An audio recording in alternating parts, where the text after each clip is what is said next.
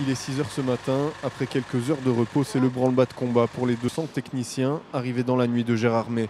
Ils ont la matinée pour monter de toutes pièces le village d'arrivée du Tour.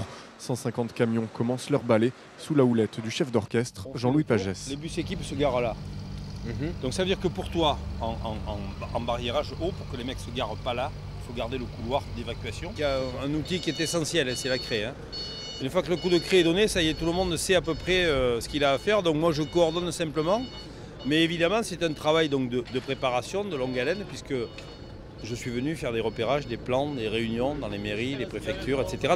Et aujourd'hui c'est la concrétisation de tout ça.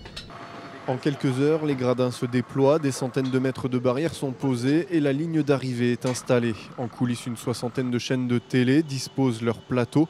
En tout, 7 hectares sont occupés, sans compter l'impact sur la circulation dans ce quartier qui héberge le commissariat et les transports en commun de Mulhouse. On a discuté avec le commissariat sur les accès et les sorties. On a vu avec Solera l'interruption de tramway, les sorties de bus, les rentrées de bus ce soir. Et bien sûr, comme je l'ai déjà dit, 19 000 courriers riverains pour les Mulhousiens afin qu'ils comprennent mieux ce qui est interdit et ce qui est possible.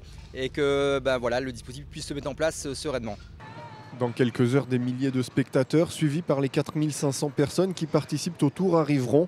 Pour les hommes de l'ombre, ce seront des heures de repos avant de tout replier ce soir et de partir pour la prochaine étape.